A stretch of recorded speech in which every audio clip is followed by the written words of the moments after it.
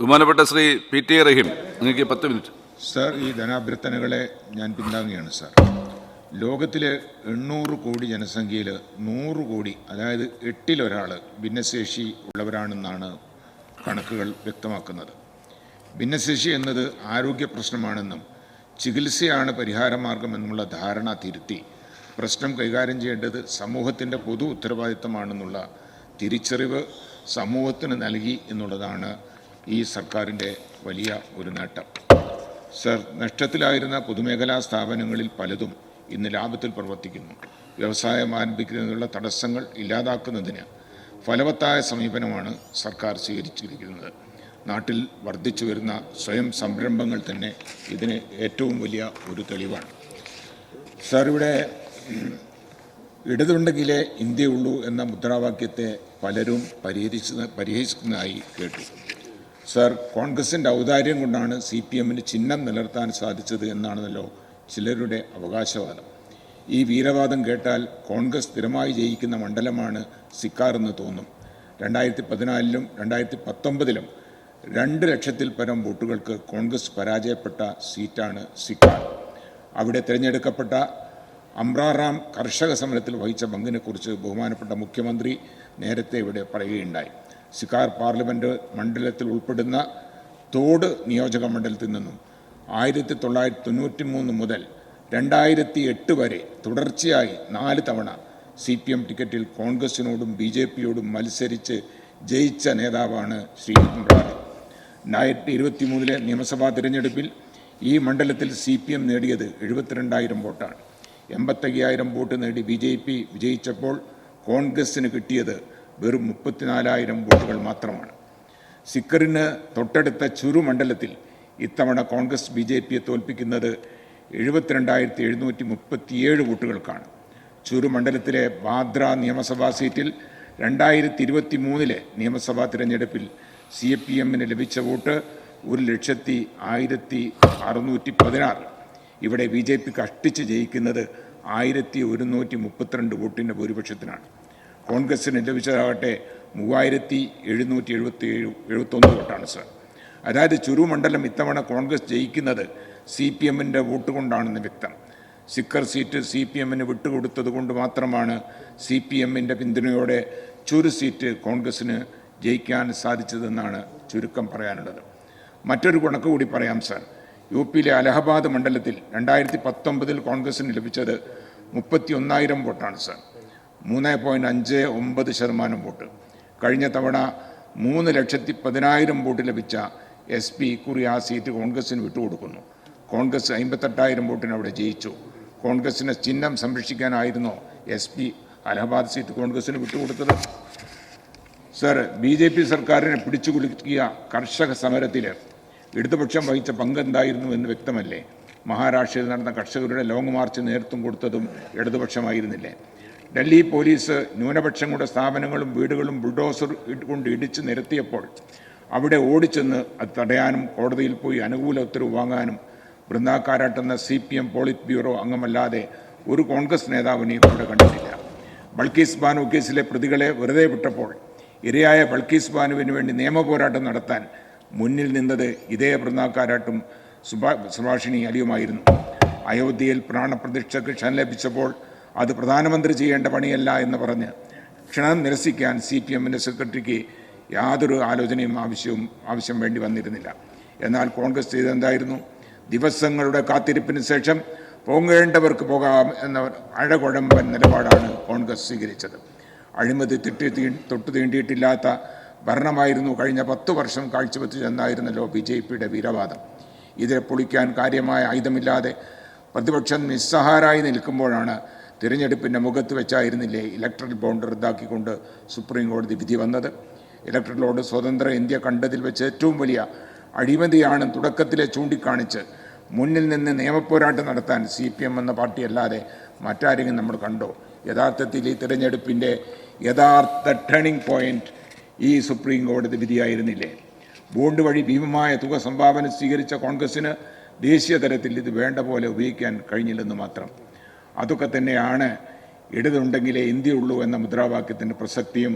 തിരഞ്ഞെടുപ്പിൽ കേവലം 4 സീറ്റ് നേടൽ മാത്രമല്ല രാഷ്ട്രീയം, അതിനുള്ള കളമൊരുക്കലും പ്രധാനമാണ്. വിതച്ചത് ഇടതുപക്ഷവും കർഷക സംഘടനയുമായിരുന്നെങ്കിലും കൊയ്തത് കോൺഗ്രസ് ആയിരുന്നു എന്നതാണ് സത്യം. അരവിന്ദ് കെജ്രിവാളിൻ്റെ അറസ്റ്റും രണ്ടാം ഘട്ട പോളിംഗിന് ശേഷം അദ്ദേഹത്തിന് ജാമ്യം കിട്ടിയതും ഈ തെരഞ്ഞെടുപ്പ് ഫലത്തെ സ്വാധീനിച്ച നിർണായക ഘടകമായിരുന്നു. അതിൽ ആർക്കും തർക്കമുണ്ടാവുമെന്ന് തോന്നുന്നില്ല. യു പിയിലും മറ്റും അദ്ദേഹത്തിൻ്റെ തെരഞ്ഞെടുപ്പ് പ്രചരണം ഇന്ത്യ മുന്നണിക്ക് കാര്യമായ നേട്ടമുണ്ടാക്കി കൊടുത്തിട്ടുണ്ട്. പക്ഷേ കോൺഗ്രസും ആം ആദ്മി പാർട്ടിയും സഖ്യത്തിൽ മത്സരിച്ച ദില്ലിയിൽ അതെന്തുകൊണ്ട് തിരഞ്ഞെടുപ്പ് ഫലത്തെ സ്വാധീനിച്ചില്ല? ഉത്തരം വളരെ ലളിതമാണ് സർ. കെജ്രിവാളിനെതിരെ കേസെടുക്കണമെന്നും അറസ്റ്റ് ചെയ്യണമെന്നും ആവശ്യപ്പെട്ട് പ്രക്ഷോഭം നടത്തിയത് കോൺഗ്രസ് ആയിരുന്നില്ലേ? ആപ്പുമായുള്ള സഖ്യത്തിൽ പ്രതിഷേധിച്ച് ദില്ലി PCC അധ്യക്ഷൻ രാജിവെച്ച് BJP ചേർന്നു. ഇതേ ആവശ്യമല്ലേ സാർ രാഹുൽ ഗാന്ധിയും കോൺഗ്രസും കേരളത്തിൽ ഉന്നയിച്ചത്? അതിന് മുഖ്യമന്ത്രി മറുപടി പറഞ്ഞതല്ലേ അവർ വലിയ അപരാധമായി കാണുന്നത്? പുതിയ കേന്ദ്രമന്ത്രിസഭയിൽ കേരളത്തിൽ നിന്നും 2 മന്ത്രിമാരാണുള്ളത്. അതിൽ തൃശ്ശൂരിൽ നിന്നും സുരേഷ് ഗോപി ജയിച്ചത് ആരുടെ ചെലവിലാണെന്ന് വോട്ടിംഗ് നില പരിശോധിച്ചാൽ അറിയാം. തൃശ്ശൂരിൽ CPM വോട്ടിൻ്റെ വലിയ തോതിൽ ഇറോഷൻ ഉണ്ടായി എന്നാണ് പ്രതിപക്ഷ നേതാവ് പറയുന്നത്.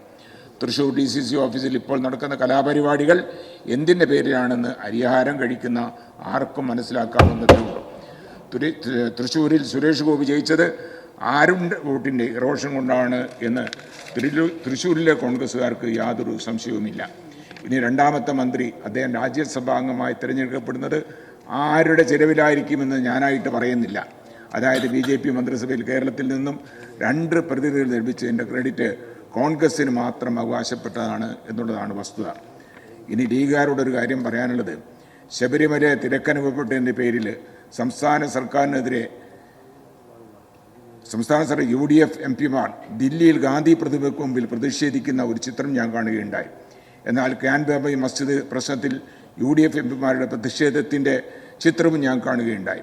ഇതിൽ കോൺഗ്രസിൻ്റെ ഒരു MPയെയും കാണാനില്ല സാർ. ലീഗിൻ്റെ MPമാർ മാത്രമാണ് പ്രതിഷേധിക്കാനുണ്ടായിരുന്നത്. ദില്ലിയിലെ കൊടും തണുപ്പിൽ പ്രതിഷേധിക്കുന്ന ലീഗ് MPമാർക്ക് ചൂടുള്ള ഒരു കട്ടൻ കാപ്പി വാങ്ങിച്ചു കൊടുക്കാൻ പോലും ഒരു കോൺഗ്രസ് MPയും അവിടെ കണ്ടില്ല സാർ. ശബരിമല പ്രക്ഷോഭകാലത്ത് നാരങ്ങാ വെള്ളം കൊടുത്തവരാണെന്ന പരിഗണന കൊടുക്കാൻ പോലും ദില്ലിയിൽ കോൺഗ്രസ് MPമാർ തയ്യാറായിട്ടില്ല. കേരളത്തിൻ്റെ ആവശ്യങ്ങൾക്ക് വേണ്ടി സഭയിലോ പുറത്തോ പ്രതിഷേധിക്കാനും UDF MPമാരെ നാം കണ്ടിട്ടില്ല സാർ. മേലിലും അവരെ അതിന് കിട്ടുമെന്ന പ്രതീക്ഷയും എനിക്കില്ല. കേരളം നശിച്ച് നാറാണക്കല്ലെടുത്ത് ഭരണവിരുദ്ധ വികാരമുണ്ടാക്കി അതുവഴി 4 വോട്ട് കിട്ടുമോ എന്നാണ് ഇവരുടെ ലക്ഷ്യം സർ. ഇനി ഇവിടെ നേരത്തെ ചില കാര്യങ്ങൾ ചില ആളുകൾ സൂചിപ്പിക്കുകയുണ്ടായി. ഒന്ന്, മുസ്ലിം പണ്ഡിതന്മാർക്ക് സർക്കാരുമായി നേരിട്ട് ആശയവിനിമയം നടത്തുന്നു എന്നതാണ് വലിയൊരു അപരാധമായി ചില ആളുകൾ കാണുന്നത്. മുമ്പ് അവർക്ക് ഇതിനൊന്നും അനുവാദമുണ്ടായിരുന്നില്ല. വിദ്യാഭ്യാസ മന്ത്രി പണ്ഡിതന്മാരെ സ്വീകരിക്കുന്നു, റൂമിലിരുത്തുന്നു. അങ്ങനെ കമ്മ്യൂണിസ്റ്റ് പാർട്ടി ചെയ്യാൻ പാടുണ്ടോ എന്ന ഒരു ചോദ്യമാണ്. ഈ ചോദ്യം ഒന്നൊന്നര ചോദ്യമാണ് സാർ. അത് ഇരുതല മൂർച്ചയുള്ള വാളാണ്. പണ്ഡിതന്മാരോട് എന്നാണ് നിങ്ങൾക്ക് ഈ വിരോധം തോന്നിയത്? പൗരത്വ വിഷയവുമായി ബന്ധപ്പെട്ട് ബഹുമാനപ്പെട്ട മുഖ്യമന്ത്രി 14 ജില്ലകളിലെയും ആളുകളെ യോഗം വിളിച്ചു ചേർത്തു. പണ്ഡിതന്മാരെ കൂടി അതിൽ പങ്കാളികളാക്കി. അങ്ങനെ അവരെ നേരിട്ട് വിളിക്കാമോ? ഞങ്ങൾ മുഖേന അല്ലാതെ വിളിക്കാൻ പാടുണ്ടോ എന്നാണ് ചില ആളുകൾ ചിന്തിക്കുന്നത്. സമസ്ത പ്രസിഡന്റ് ബഹുമാനപ്പെട്ട ജിഫ്രി മുത്തുക്കോയ തങ്ങൾ കോഴിക്കോട് നടത്തിയ പൗരത്വ സമരത്തിൽ അദ്ദേഹം ഒരു പ്രസംഗം ചെയ്തു. അതാണ് സർ ഈ വിദ്വേഷത്തിനുള്ള വളരെ പ്രധാനപ്പെട്ട ഒരു കാരണം. ഒരു അപകടാവസ്ഥ വരുമ്പോൾ എന്തു ചെയ്യണമെന്നറിയാതെ പകച്ചു നിൽക്കുമ്പോൾ ചേർത്ത് പിടിക്കുന്നതാണ് ഒരു ഭരണാധികാരി ചെയ്യേണ്ട ഉത്തരവാദിത്തം. ആ ഉത്തരവാദിത്തം നിർവഹിച്ച അങ്ങാണ് യഥാർത്ഥത്തിൽ ഭരണാധികാരി എന്നാണ് ബഹുമാനപ്പെട്ട ജിഫ്രി തങ്ങളെന്ന് പ്രസംഗിച്ചത്. അന്ന് തുടങ്ങിയതാണ് സർ ഇവർക്ക് ഈ ഒരു വിദ്വേഷം എന്നുള്ളത് സർ. ഇനി ഇപ്പോൾ അതുകൊണ്ട് വലിയ മാറ്റം ഉണ്ടായി സാർ. ഇപ്പോൾ സമസ്തൻ്റെ പരിപാടിയിൽ അധ്യക്ഷനും ഉദ്ഘാടനമൊക്കെ സമസ്തക്കാർ തന്നെയാണ്. മുമ്പ് അവർക്ക് സ്വാഗതം പറയുന്ന നന്ദി പറയുന്ന പരിപാടിയല്ലായിരുന്നു. ഇപ്പോൾ അതൊക്കെ മാറി വലിയ മാറ്റങ്ങൾ അതിലൊക്കെ വന്നിട്ടുണ്ട് എന്ന് മനസ്സിലാക്കിയാൽ മതി സാർ. അതേപോലെ തന്നെ കഴിഞ്ഞ ദിവസം തിരുവനന്തപുരത്ത് വലിയൊരു പരിപാടി നടന്നു. കാന്തപുരം VP അബൂബക്കർ മുസ്ലിയാരുടെ ആത്മകഥാ പുസ്തകം പുറത്തിറക്കിയത് ബഹുമാനപ്പെട്ട മുഖ്യമന്ത്രിയായിരുന്നു. ഏറ്റുവാങ്ങിയ തിരുവനന്തപുരം MP ശശി തരൂരും. മഞ്ചേശ്വരം MLAയോട് ചോദിച്ചാൽ മതി, ബാക്കി അദ്ദേഹം പറഞ്ഞു അദ്ദേഹം അവിടെ ഉണ്ടായിരുന്നു. അപ്പോൾ അങ്ങനെ പണ്ഡിതന്മാരെ ബഹുമാനിക്കുന്നവരെ ക്ഷണിച്ച് ഇരുത്തുന്നവരെ സ്വീകരിക്കുന്നതൊന്നും വലിയൊരു വിഷയമായി അവതരിപ്പിച്ച് വെറുതെ പ്രശ്നമുണ്ടാക്കാനുള്ള ഒരു ശ്രമമാണ് നടക്കുന്നത്. പിന്നെ ഇടയ്ക്കിടയ്ക്ക് പറയും പശ്ചിമബംഗാളിലേക്ക് നോക്കി, പശ്ചിമബംഗാളിലേക്ക് നോക്കുന്നു. പശ്ചിമബംഗാളിൽ പണ്ട് ബദറുദ്ദീൻ തയ്യബിനെ അറിയോ നിങ്ങൾ? 3 or 4 പ്രാവശ്യം അദ്ദേഹം അവിടെ എം പി ആയിട്ടുണ്ട്. ഇപ്പോൾ അവിടെ എം പി ഉണ്ടോ ലീഗിന്? ഹസനുസമാൻ ഉൾപ്പെടെ വ്യവസായ വകുപ്പ് ഉൾപ്പെടെ 4 മന്ത്രിമാർ പശ്ചിമ ബംഗാളിലുണ്ടായിരുന്നു. ഇപ്പം ഉണ്ടോ അവിടെ? അവിടെ മാത്രമൊന്നുമല്ലല്ലോ, ഇപ്പം തിരുവനന്തപുരത്ത് പണ്ടുണ്ടായിരുന്നു, കൊല്ലത്തുണ്ടായിരുന്നു, എറണാകുളത്തുണ്ടായിരുന്നു. ഇപ്പം ഇവിടെ എവിടെയെങ്കിലും ഉണ്ടോ? ഇന്നലെ ബാബു ചോദിച്ചപ്പോൾ വലിയ ആക്ഷേപത്തിലാണ് അവർ വലിയ കാര്യങ്ങളെ പറഞ്ഞത്. അപ്പോൾ ഇവിടെ ഇല്ല. അപ്പോൾ അതുകൊണ്ട് വലിയ മാറ്റങ്ങളാണ് നമ്മളെ സംബന്ധിച്ചിടത്തോളം കഴിഞ്ഞ കാലത്തുണ്ടായിട്ടുള്ളത്. ഇനി വർഗീയ പ്രചരണത്തെ സംബന്ധിച്ചാണ്. തിരുവമ്പറമ്പിലെ നിസ്കാരപ്പായെയും നഫീസുവിനെയും അവർ എട്ടും പൊട്ടും തിരിയാത്ത 8 വയസ്സുകാരിയൊക്കെ മുൻനിർത്തി ഇലക്ഷൻ നടത്തിയിട്ടുള്ള ആളുകളാണ് നിങ്ങൾ. ഇതൊക്കെ ഇല്ലാ കഥകൾ പ്രചരിപ്പിക്കുന്ന ഒരുപാട് ആളുകൾ ഞങ്ങളെ ഈ കാര്യങ്ങൾ പഠിപ്പിക്കേണ്ടതില്ല എന്നുള്ളതാണ്.